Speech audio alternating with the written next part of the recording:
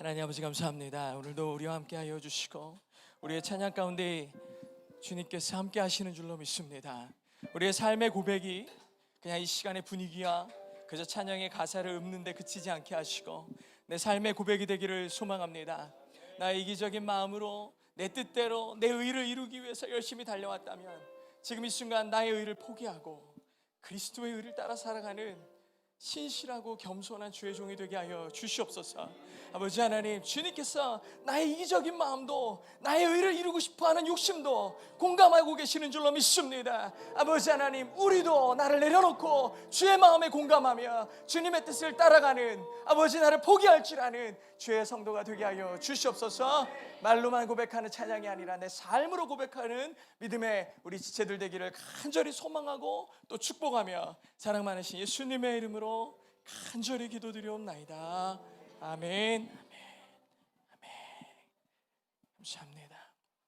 네, 오늘 함께 나눌 말씀은 요한복음 21장입니다. 요한복음 21장 12절부터 13절 우리 두 절만 보도록 하겠습니다.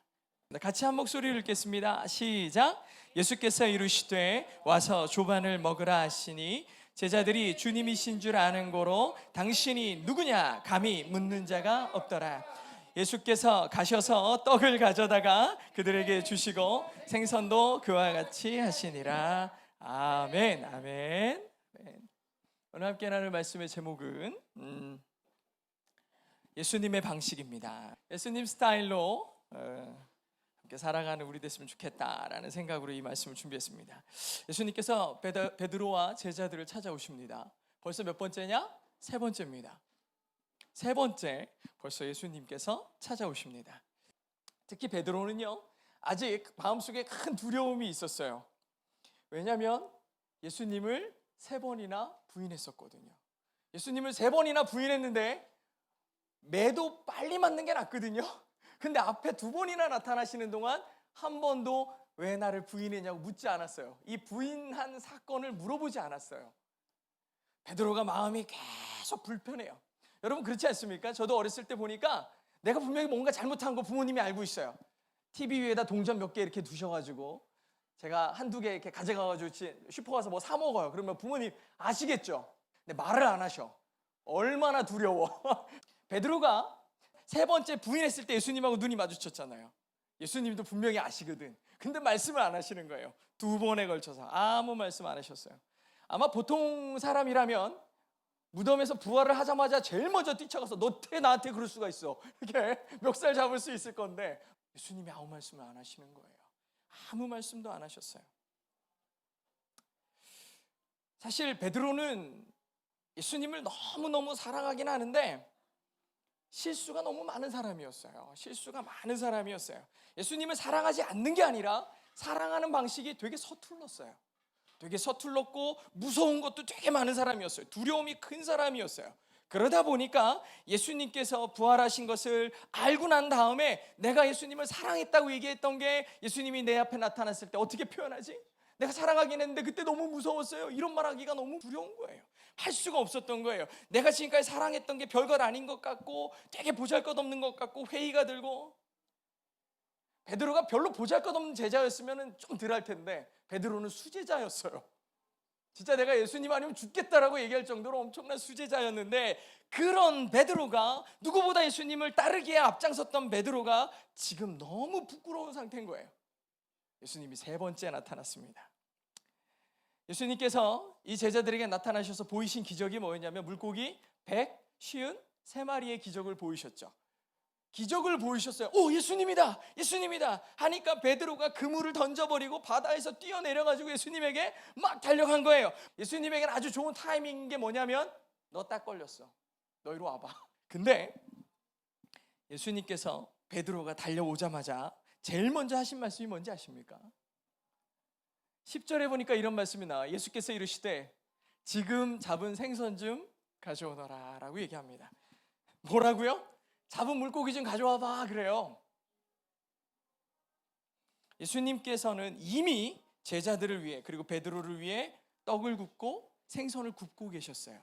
그런데 그런 상황에서 베드로에게 뭐 잡은 것 좀 있냐? 잡은 것 좀 가져와봐 이렇게 얘기해요. 그러면서 두 번째 하신 말씀이 뭐냐? 같이 밥 먹자 그랬어요. 한 장면 더 나와요. 열왕기상 19장에 보니까 엘리야의 이야기가 나옵니다. 엘리야가 850대 1로 맞짱을 떠가지고 이기죠. 이겨요. 엄청난 승리를 경험했죠. 근데 그 이긴 상황에서 이세벨이 뭐라고 그러냐, 너 잡히면 죽어 그래요. 그러니까 엘리야가 하룻길을 도망가요. 하룻길을 죽으라고 도망가가지고 로뎀나무 아래에 팍 엎어지더니 하는 말이 뭔지 아십니까? 하나님 나 좀 죽여주세요 그래요. 하나님 나 좀 죽여주세요. 힘들어서 못 살겠다고, 나 너무 무섭다고, 저 여자가 나 죽인다고 그러는데 너무 무섭다고. 제가 요 말씀을 읽어드릴게요. 요거 로뎀나무 아래에 누워 자더니 천사가 그를 어루만지며 그에게 이르되 일어나서 먹으라 하는지라. 본즉 머리맡에 숯불에 구운 떡과 한 병 물이 있더라. 이에 먹고 마시고 다시 누웠더니 여호와의 천사가 또 다시 와서 어루만지며 이르되 일어나 먹어라. 네가 갈 길을 다 가지 못할까 하노라 하는지라. 지금 뭡니까? 850대 1의 대승을 거둔 엘리야예요. 근데 그 승리를, 하나님의 하신 일을 보고서 한 일이 뭐예요? 도망갔어요. 무서워서 도망갔다고요. 그럼 하나님의 입장에서 얼마나 찌질해? 너 혼자를 두고서 850명이 무너지는 거 보지 않았냐? 근데 겨우 이거야? 그 여자 한마디에 무서워가지고 도망가고 나무 아래서 한다는, 아버지한테 한다는 얘기가 나 좀 죽여달라는 얘기 하는 거야? 너 그거밖에 안 되냐? 이렇게 얘기하실 것 같은데 주님이 그렇게 안 하셨다고요. 어떻게 하셨다고요? 어루만지며 이르시되 일어나 먹어라. 예수님이 베드로를 바꾸는 방식, 하나님께서 엘리야를 바꾸는 방식이 뭐였어요? 먹이셨더라고요. 먹이셨어요. 만지시고 어루만지고 위로하시고 회복하셔요. 이분이 바로 하나님인 거예요. 우리의 용서의 방식이 이래야 된다고 생각해요. 베드로에게 왜 배반했냐고 안 물으셨어요. 엘리야에게 뭐 그렇게 낙심하냐? 뭐 그렇게 실망하냐? 내가 그렇게 못 믿겠더냐라고 묻지 않았다고요. 그렇게 묻지 않았는데 베드로가 회복됐다니까요. 그렇게 묻지 않았는데 엘리야가 회복됐다니까요. 저도 주일날 보면 교회에 빠지는 청년들이 있어요. 옛날에는요 엄청 제가 바리새주의적이었거든요. 그래가지고 교회 빠지면 너 일로 와봐. 그날 저녁에 전화를 해. 뭐 했길래 교회를 안 나왔냐? 이렇게 물어봐요. 반성문 10장 써서 내라. 내가 이해할 만하게 해라. 옛날에 그랬다고. 옛날에. 요즘에는 안 그래. 요즘에 안 오면 안 오랍니다. 생각해보니까 회개는 한다고 하는 게 아니에요. 회개는요 되는 거예요. 저절로 되는 거예요. 하나님의 사랑에 감격돼서 하나님 앞에 있으니 저절로 쏟아져 나오는 거예요. 감당할 수 없는 부끄러움과 하나님 앞에 그 미안함과 이런 것들이 막 쏟아져 나오는 게 회개예요. 오늘 보십시오. 예수님의 방식이 너무 은혜로운 게 뭐냐면 예수님이 뭐라고 이 베드로를 부르는지 보십시오. 요한의 아들 시몬아 네가 나를 사랑하느냐 그랬어요. 여러분 우리는 베드로로 알고 있죠. 베드로. 근데 베드로라는 이름은 예수님이 베드로에게 지어준 거예요. 넌 반석이다. 너를 통해 교회가 세워질 거다. 근데 예수님이 거기다 대고 반석아 물어보십시오. 주님 제가 반석이 아닌데 이런 생각이 들 텐데 예수님 뭐라고 불러요? 시몬아 불러요. 예수님의 사랑의 방식인 거예요. 내가 너를 베드로라 부를 때 얼마나 마음이 부담이 되고 찔림이 있고 아프겠니? 라는 생각으로 시몬아 부르시는 거예요. 시몬아 네가 나를 사랑하느냐 물으세요. 근데 이것도 되게 의미 있는 거예요. 네가 나를 사랑했더냐? 라고 물으면 뭐예요? 그럼 거기서 대답 못해요. 왜냐하면 그때 배반했거든. 내가 사랑하긴 했는데 방식이 서툴렀고 어설펐지만 사랑한다고 말은 못하는 상황인 거예요. 근데 지금 뭐라고 물어봐요? 너 지금 나 사랑하느냐? 여러분 베드로가 가장 정확하게 자기를 알 수 있는 타이밍이 언제예요? 옛날이 아니야. 앞으로가 아니야. 언제? 지금이에요. 지금. 예수님은 지금 너 나 사랑하느냐? 그래서 베드로가 대답할 수 있었던 거예요.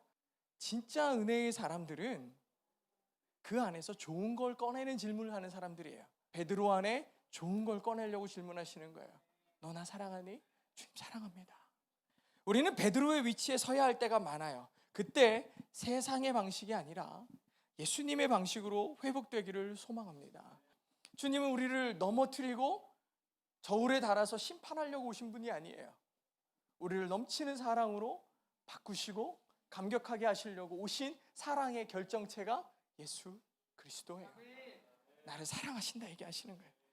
여러분을 회복시키고 싶으신 거예요. 여러분을 사랑하고 있음을 보여주고 싶으신 거예요. 그 사랑 안에 거하며 날마다 감격과 감동으로 살아내시는 우리 믿음의 세대 되시길 주의 이름으로 축복합니다. 기도하겠습니다. 하나님 감사합니다.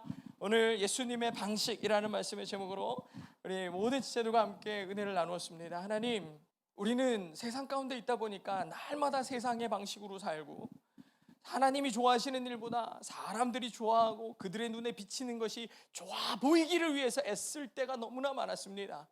베드로도 사람들 앞에서는 수제자라고 자랑했고 예수님을 내가 목숨까지 바쳐서 따르겠다고 얘기했던 그였는데, 두려움 앞에 예수님을 3번이나 부인했고 예수님을 3번을 만나는 동안 날마다 두려움과 무너진 믿음과 하나님의 이 은혜를 잃어버린 삶을 살고 있었습니다. 그런 우리에게 오신 분이 예수 그리스도입니다. 아버지 하나님, 내 삶 가운데 무너진 순간이 있고 아픈 순간이 있고 하나님을 도저히 다 바라볼 수 없는 순간들이 너무나 많았는데, 그 순간에도 엘리야를 살리시는 것처럼 베드로를 회복시키신 것처럼 우리에게 다가오셔서 넘치는 사랑으로 내가 너를 사랑한다 얘기하시는 그분의 음성을 듣게 하여 주시옵소서.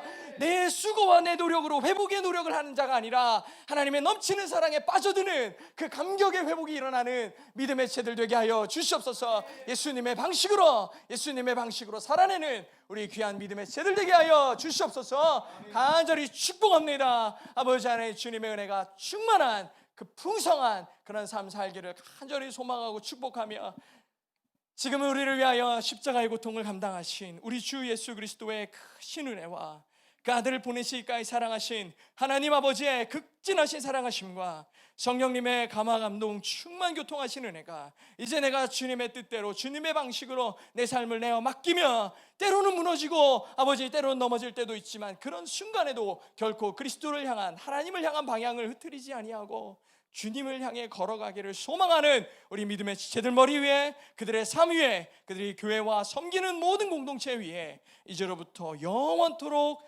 함께 계실지어다. 아멘.